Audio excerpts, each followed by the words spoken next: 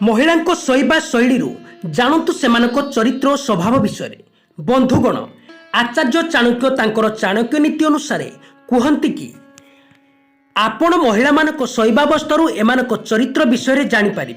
बंधुगण आचार्य चाणक्य जड़े बड़ विद्वान थिले। तांको द्वारा बना जाइथिबा नीति आजिका जीवन में मध्य सत साब्यस्त हेउछि। एही नीति रे चाणक्य कहिसंती आपण महिला मानक शैवा ढंगरू जानीपारे सेमानक चरित्र विषय।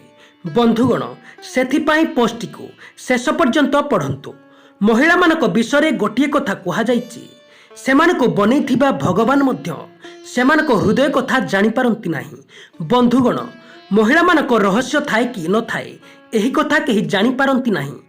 एमानक मनरे कोन चली थाए किंबा एमाने कोन भाबंती एहार जवाब स्वयं भगवान मध्य बुझी पारंती नाही। बंधुगण आमे आपण को कहि देउछु जे महिला मानक शैवा ढंगरू जानतु तांको चरित्र विषय। बंधुगण आचार्य चाणक्य तांकर चाणक्य नीति रे कहिसंती पेट को तळकु करी ओलटा शौथिबा झियो अधिक लाभवान होइथांती। सेमानकु एही परि पुओ पसंद आसी थाए जेउ माने कथा कथारे सरप्राइज देई थांती एवं सेही परि झियो माने एही परि झियो माने बोरिंग पुओ को निज पाखकु मध्य आसीबाकू दियंती नाही। सेमाने बेसी कंप्रोमाइज करि थांती एवं बोरिंग पुओ को केबे भी निजर बॉयफ्रेंड बनाई न थांती। जेउ महिला माने तकिया परि सुअंती सेमानकर स्वभाव बहुत चंचल होइथाए। सेमानकर स्वप्न बहुत अलग प्रकार होइथाए। सेमाने एमिति बंचिबाकू चाहंती, एमिति अधिक पसंद करिथांती। सेमाने सेमानक स्वभाव केयरिंग एवं लविंग करुथिबा पुओ को अधिक पसंद करंती। एमाने सेमानक स्वभाव रे बहुत भलो अटंती। सेमाने सेमानकर ध्यान रखुथिबा पुओ को अधिक पसंद करंती। आचार्य चाणक्य कहंती कि जेउ झियो माने सीधा सुअंती सेमानकर स्वभाव विषय। जेउ झियो माने बंधुगण सीधा सुअंती सेमानकर हाथ सीधा थाए सेमाने सेमानक जीवन रे संतुलन रखि थांती। एही परि झियो माने निज जीवन रे किछि हासिल करिबा पई चाहतांती। कोळे बळे स्वप्न देखुथिबा एही झियो मानकू एही परि पुओ पसंद आसती कि जेउ माने एमानक भलो भाबरे देखाशुना करि परिबे एवं बहुत सारा भलो पाइबा देई परिबे।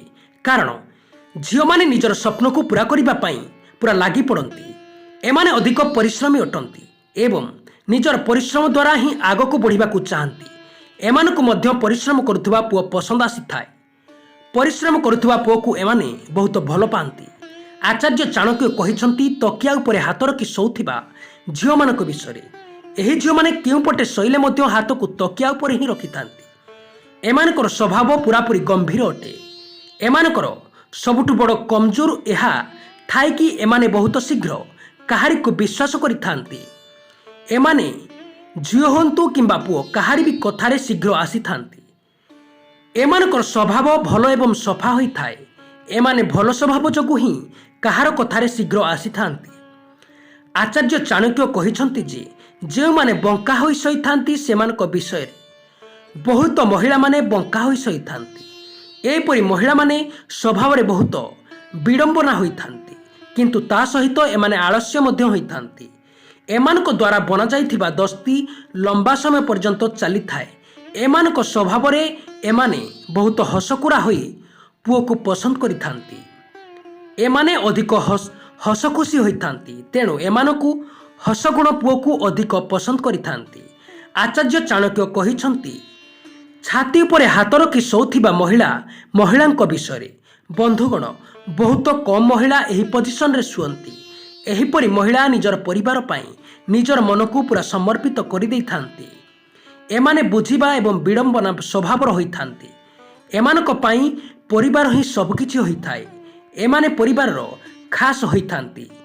पुओमानक विषय जदि कथा हेबा ताहाले एमाने हृदय बहुत हैंडसम देखा जाउथिबा पुओमानकू पसंद करिथांती। दर्शक बंधु भिडियोटी केमिति लागिला निहाती गोटिए कमेंट करिवे एवं चैनलटी को नुआ आसीथिले चैनलटी को सब्सक्राइब करिवे। धन्यवाद।